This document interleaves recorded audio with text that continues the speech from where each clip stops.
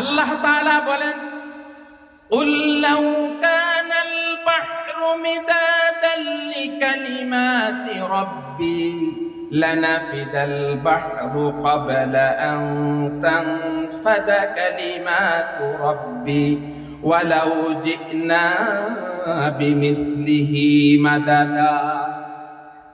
এই কোরআনে কারীম এমন একটি মহাসমুদ্র, আল্লাহ তাআলা বলেন, হে আমার হাবিব, এই কোরআনকে, এই দুনিয়ার সমস্ত পানিকে যদি আমি কালি বানিয়ে দেই, আর এই পানি দিয়ে যদি আল্লাহ তাআলার কালামের ব্যাখ্যা লেখা শুরু হয়ে যায়, লিখতে লিখতে লিখতে লিখতে দুনিয়ার সমস্ত পানিগুলো শেষ হয়ে যাবে।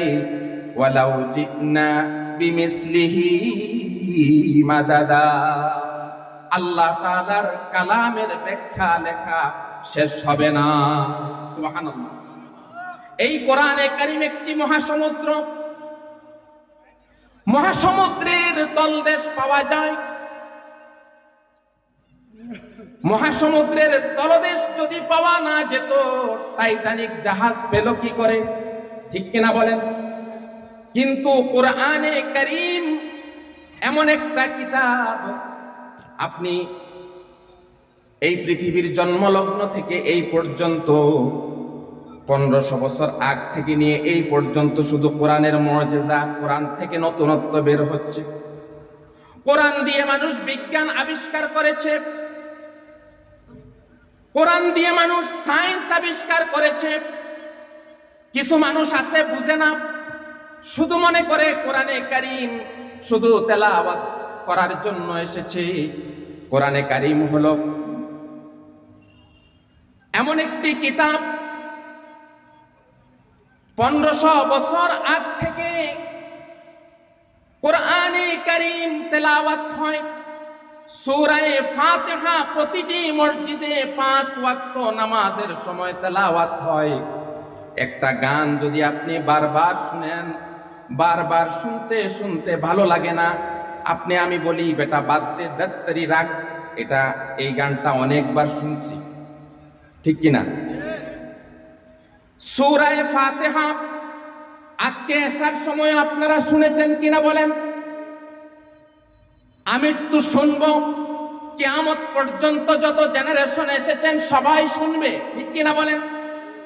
কোনদিন এই কথা কেউ বলতে পারবে না যে হুজুর প্রতিদিন সূরা ফাতিহা শুনে একটু বাদ দেন, অন্য কোন সূরা পড়েন, দত্তরি আর ভাল লাগে না, সূরা ফাতিহা কেন পড়বো প্রতিদিন? এটা হলো কোরআনে কারীমের মুজিজা। আরো মুজিজা আমরা দেখতে পারি। কোরআনে কারীম যখন তেলাওয়াত হয়, তার ভাষার লালিত্য, গতিময় ছন্দ এত সুন্দর, এত সুন্দর। ছোট্ট একটা সূরা কোরআনে কারীমের সূরা কাউসার, এই ছোট্ট সূরা মাত্র 3 লাইন। কয় লাইন? 3 লাইনে কবিতা মিলে না, 4 লাইন লাগে অথবা 2 লাইন লাগে, কিন্তু আল্লাহ তাআলা 3 লাইনে কবিতা মিলাইয়া দিয়েছেন। আমার সাথে পড়েন, ইন্না আ'তাইনাকাল কাউসার ফাসাল্লি লিরাব্বিকা ওয়ানহার ইন্না শানিআকা হুয়াল আবতার। ইন্না আ'তাইনাকাল কাউসার, এরপরে ওয়ানহার, এরপরে আফতার। মিলছে কি মিলে নাই? ওয়াশ-শামসি ওয়া দুহাহা ওয়াল কমারি ইযা তালাহা ওয়ান নাহারি ইযা জাল্লাহা ওয়াল লাইলি ইযা ইয়াগশাহা ইযা যুলজিলাতিল আরদু জিলজালাহা وأخرجت الأرض أثقالها وقال الإنسان ما لها। سبحان الله। শুধু কি হা হা হা। এরপরে দেখুন, ইযাস সামাউ ফাতারাত ওয়া ইযাল কাওয়াকিবু ইনতাসারাত وإذا البحار فجرت وإذا القبور بعثرت علمت نفس ما قدمت وأخرت একটা আয়াতের সাথে আরেকটা আয়াতের মিল আছে না নাই إذا الشمس كورت وإذا النجوم انكدرت وإذا الجبال سيرت وإذا العشار عطلت وإذا الوحوش حشرت সব রাত হ্যাঁ কত সুন্দর এটা কোরআনের কি মুআজিজা কোরআনের বাস্তব মুআজিজা কি আপনারা দেখতে চান বলেন এই কোরআনে কারীম যেই রাত্রে নাযিল হয় এই যে সামনে আসতেছে আর 2 মাস বাকি আল্লাহর রাসূল সাল্লাল্লাহু আলাইহি ওয়াসাল্লাম এই মাসটি যখন আসতো তখন মাহে রমাদানুল মুবারককে সেলিব্রেট করতেন উদযাপন করতেন 2 মাস আগ থেকে দোয়া পড়তেন ইযা দাখালা রাজাবু ক্বালা আল্লাহুম্মা বারিক লানা ফি রাজাব ওয়া শাবান ওয়া বাল্লিগনা রমাদান কয়বার পড়তেন একবার না প্রতিদিন অসংখ্যবার পড়তেন বলেন আল্লাহুম্মা এই দোয়াটা নিয়ে বাড়িতে যাইয়েন আল্লাহুম্মা বারিক লানা ফি রজব ওয়া শাবান ওয়া বাল্লিগনা রমাদান আল্লাহ আমাকে রজব এবং শাবানে হায়াতে বরকত দাও সুস্থতায় বরকত দাও ওই দেখা যায় রমজান মাস কি ওই দেখা যায় তাল গাছ পড়েন নাই ওই দেখা যায় রমজান মাস আমাকে দুনিয়া থেকে নিও না রমজান পর্যন্ত পৌঁছায়া দাও সুবহানাল্লাহ এই রমজান মাসে কোরআন শরীফ নাজিল হয়েছে কোন রাত্রে লাইলাতুল কদর খায়রুম মিন আলফি শাহর বেটার দেন 1000 মান্থস হাজার মাসের শ্রেষ্ঠ রজনী কি জন্য কোরআন নাজিল হয়েছে এই জন্য সুবহানাল্লাহ আচ্ছা কোরআন নাজিল হওয়ার আগে রমজান মাস ছিল কি ছিল না বলেন আলেমরা যারা আছেন আপনারা বলেন কোরআন নাজিল হওয়ার আগে রমজান মাস ছিল না কিন্তু এত মর্যাদা ছিল না কোরআনে কারীম নাজিল হওয়ার কারণে রমজান মাসের মর্যাদা বেড়ে গেছে কোরআনে কারীম যেই নবীর উপরে নাজিল হয়েছে নবীর মর্যাদা বেড়ে গেছে এই যে আমি কাগজটা হাতে নিলাম এই কাগজ ধরার জন্য ওযু করা লাগবে না এটা ওয়াজের পোস্টার কিন্তু এই কাগজের মধ্যে যদি লেখা হয়ে যায় আর রহমান আল্লামাল কুরআন খালাকাল ইনসানা আল্লামাহুল বায়ান এখন এই কাগজের মধ্যে লেখা এখন বিনা ওযুতে এই কাগজ ধরা যাবে বলেন হ্যাঁ আরবি লেখা এখানে কোরআন শরীফের আয়াত কেন লেখার কারণে কাগজের মর্যাদা বেড়ে গেছে বলেন আল্লাহু আকবার এই যে আপনারা হুজুরদেরকে দাওয়াত দেন হুজুরের কারণে না হুজুরের কাছে হুজুরের সিনায় কোরআন থাকার কারণে ঠিক কিনা বলেন হুজুর দাওয়াত খান হুজুর আমার আম্মার জন্য দোয়া করেন তো আপনিও তো হুজুরের মতো দাড়ি রাখছেন টুপি মাথায় লম্বা পাঞ্জাবি কই আপনাকে তো মানুষ দোয়া চায় না হুজুরের কাছে চায় কেন এই জন্য যে হুজুর সিনার মধ্যে কোরআন রাখছে সুবহানাল্লাহ ভাইরা আমার এই কোরআন যেই নবীর উপরে নাজিল হয়েছে পৃথিবীর শ্রেষ্ঠ নবী যেই রাতে নাজিল হয়েছে শ্রেষ্ঠ রাত যেই মাসে নাজিল হয়েছে শ্রেষ্ঠ মাস এখন আসুন কোরআনে কারীম যেই রিয়ালের মধ্যে রাখা হয় আপনারা কি বলেন রিয়াল বলেন নাকি এই যে এরকম এটার নাম কি রিয়াল রিয়াল কি দিয়ে বানায় আগে এখন প্লাস্টিকের রিয়াল পাওয়া যায় কিন্তু এক সময় আপনার এই সব রিয়ালই ছিল কাঠের না আচ্ছা কাঠ দিয়ে আমরা ফার্নিচার বানাই না চেয়ার বানাই কিনা বলেন এখন এই ফার্নিচারে চেয়ারের মধ্যে আমাদের পা লাগে, লাগে কি লাগে না? কোনদিন চেয়ারকে বলছেন এই যে আমার পাটা বেয়াদবি মাফ করবেন এখানে রাখা?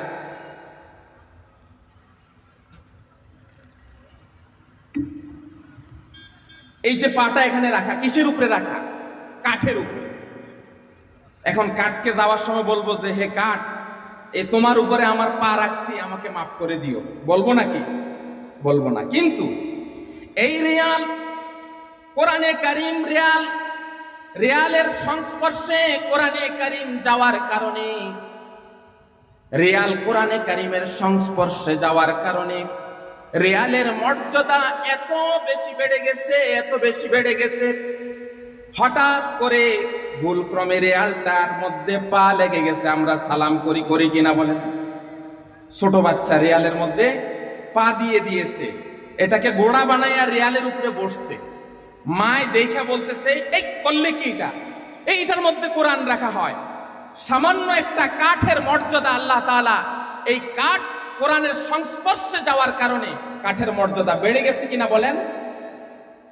এখন আসুন কোরআন শরীফের গিলাফ, এই যে আমার পায়ের মধ্যে মোজা আছে, এর মধ্যে আবার পাঞ্জাবির কাপড় পায়ের মধ্যে লাগতেছে, কিন্তু কোনোদিন পাঞ্জাবির এই কাপড়টাকে আমরা সালাম করি নাই, বুকে নেই নাই, চুমা খাই নাই। কোরআন শরীফের গিলাফের মধ্যে যদি কোনো বাবার মায়ের সন্তানের পা লেগে যায়, তখন সাথে সাথে বাবাই এই গিলাফটাকে বুকে নেই আর চুমা খায়। সুবহানাল্লাহ। কেন বলেন? এই গিলাফটার দাম ছিল না, বাজারের থান কাপড় ছিল, কিন্তু এই গিলাফটা কোরআনের সাথে লাগার কারণে কোরআনের একটা ছোট্ট কম দামি পলিস্টার কাপড়ের দাম আল্লাহ তাআলা বাড়াইয়া দিয়েছে। আপনার আমার সম্পর্ক যদি কোরআনের সাথে হয়, দাম বাড়বে না কমবে? আপনা এই দেশের সংসদে যদি কোরআন থাকে, চুরি বন্ধ হবে কি হবে না? এই দেশের ইউনিয়ন পরিষদ যদি পরিচালনা হয় কোরআনের আইন অনুযায়ী, গম চুরি হবে না, টিন চুরি হবে না, ত্রাণ চুরি হবে না, দেশের কোটি কোটি টাকা বিদেশে পাচার হবে না। ঠিক কিনা বলেন? কারণ যেই দেশের কনস্টিটিউশন, যেই দেশের সংবিধান, কোরআন কি বলেন? কোরআন কি শুধু তাবিজের কিতাব? শুধু তাবিজ লেখার জন্য কোরআন নাজিল হয়েছে?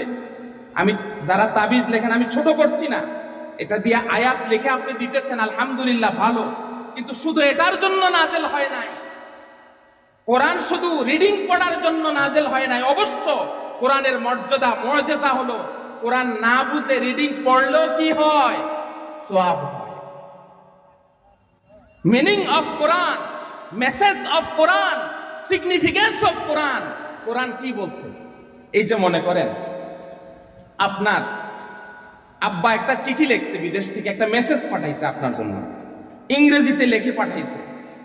আপনি ইংরেজিটা পড়তে পারলেন কিন্তু বুঝলেন না, অথচ লিখে দিয়েছে ইংরেজিতে যে বাবা আমি টাকা 20,000 পাঠাইলাম, 10,000 টাকা দিয়ে দিও তোমার চাচাকে, 5,000 টাকা সংসারের, 5,000 টাকা মসজিদে দিও। এটা ইংরেজিতে লিখছে, আপনি পড়ছেন যে আব্বার নামে একটা মেসেজ আসলো, পড়ছেন, কিন্তু ইংরেজিতে লেখার কারণে বুঝেন নাই। কি? কোরআনের মুআজিজার মধ্যে একটি মুআজিজা হলো না বুঝে পড়লো কি আছে? সওয়াব আছে না নাই? আমি তাদের মতো বলবো না যে কোরআন না বুঝলে পড়লে কোনো সওয়াব নাই, এক শ্রেণী আছে না নাই? এইটাতে আমরা যাব না। কোরআন না বুঝে পড়লো সওয়াব আছে, কিন্তু কোরআন না বুঝে পড়ার জন্য নাজিল হয় নাই। কোরআন চুরি বন্ধ হওয়ার জন্য নাজিল হয়েছে, সুদ বন্ধ হওয়ার জন্য নাজিল হয়েছে, ঘুষ বন্ধ হওয়ার জন্য কোরআন নাজিল হয়েছে, দুর্নীতি বন্ধ হওয়ার জন্য নাজিল হয়েছে, সমাজে পাপাচার বন্ধ হওয়ার জন্য নাজিল হয়েছে। কোরআনের আইন সংসদে প্রতিষ্ঠা করার জন্য কোরআন নাজিল হয়েছে। জোরে বলেন ঠিক কিনা? এই জন্য আপনারা কি চান যে কোরআনের সমাজ ব্যবস্থা কায়েম হোক? চান কিনা বলেন? কে কে চান না হাত তোলা দেন। চান না আপনি? না বুঝে নাই, বুঝে নাই, নতুন নতুন বুঝছেন নি? বুঝে নাই নতুন। আমাদের এই যে কি বলে হুজুরের নাম কি, মুশতাক ফয়জি সাহেব, ভালো লাগে গল্পে গল্পে অনেকগুলা কথা বলে। হ্যাঁ, কোরআনের দেখেন আল্লাহ রাসূল সাল্লাল্লাহু আলাইহি সাল্লাম মদিনার রাষ্ট্রপ্রধান ছিলেন কত বছর? হ্যাঁ, কোরআন ছিল কনস্টিটিউশন, সংবিধান।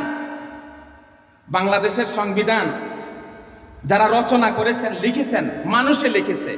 আর কোরআন নামক সংবিধান লিখেছেন কে? জোরে বলেন। আল্লাহ। আপনারা কি চান যে এই কোরআনের শাসন যখন কায়েম হবে, নবীজি বলেন খায়রুল কুরুনি কারনি, প্রতিটা জুমায় আপনারা শুনেন সুম্মাল্লাযীনা ইয়ালুনাহুম সুম্মাল্লাযীনা ইয়ালুনাহুম, খায়রুল কুরুনি বলেন খায়রুল কুরুনি কারনি। নবীজি বলেন সর্বশ্রেষ্ঠ যুগ হলো আমার যুগ, সোনালী যুগ। সোনালী যুগ কি দিয়ে বলেন? মানুষ দরজা খুলে ঘুমায়, ছিনতাই বন্ধ হলো, চুরি বন্ধ হলো, ডাকাতি বন্ধ হলো, দর্শন বন্ধ হলো, জেনা ব্যভিচার বন্ধ হলো, লুটপাট বন্ধ হলো। কোরআনের রাজ, কোরআনের শাসন ব্যবস্থা, ইসলামী শাসন ব্যবস্থা কায়েম হলো। আপনারা চান কিনা বাংলাদেশে ইসলামী শাসন ব্যবস্থা কায়েম হোক? কারা কারা চাই? জোরে নারায়ে তাকবীর। দ্বীন ইসলাম, কোরআন হাদিসের আলো। হয় নাই, সংসদে জালো, কোরআন হাদিসের আলো, সংসদে জালো, কোরআন হাদিসের আলো। দোয়া করবেন, দোয়া চাই, এই কোরআনের সাথে সম্পর্ক রাখবেন, কোরআন পড়বেন, বুঝবেন, সেই অনুযায়ী জীবন পরিচালনা করবেন। যারা কোরআনের দ্বারক বাহক উলামায়ে কেরাম, তাদের সাথে সুসম্পর্ক রাখবেন। ইনশাআল্লাহ এই কোরআন হবে আল কোরআন হুজ্জাতুল লাক আও আলাইক, কোরআন হবে আপনার পক্ষে এবং বিপক্ষে। আপনার জন্য, আপনি যদি কোরআনের উপরে জীবন পরিচালনা করেন, কোরআন আপনার পক্ষে সুপারিশ করবে।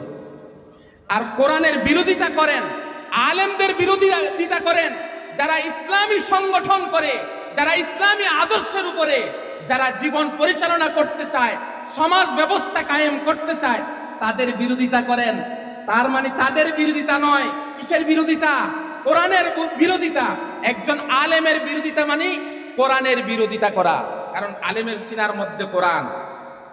অতএব আপনি যদি ন্যূনতম চেষ্টা না করেন, ভাই একটা বিষয় মনে রাখবেন, আমরা ছোটবেলায় সিলেটি ভাষা কইলাই, আমরার যারা বয়স 40-50 হয়েছে, আমার সময় আছে আর 2 মিনিট, 40-50 বছর যারা রয়েছে, বাজারও ছোটবেলায় দেখতাম তিনও বাড়ি দেয়। কি হয়েছে? তখন মাইক আছিল না। কি হয়েছে? যে অমুক বাজারে অমুক স্কুলে আগামী সোমবার ফুটবল খেলা। আপনারা কে কে দেখছেন একটু হাত তোলা দেন। টিনে বাড়ি দিত না? আচ্ছা আচ্ছা, এই হয়েছে, আমার সাক্ষী পেয়ে গেছে, আর লাগবে না।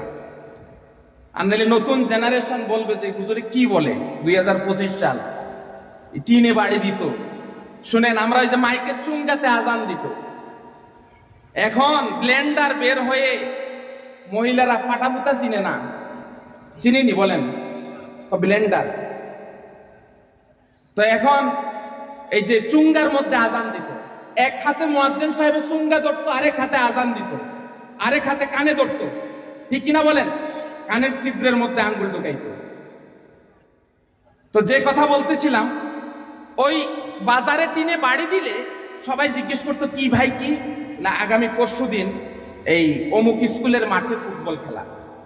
তো সে এই যে বাড়ি দিত, মানুষের শুনো আর না শুনো,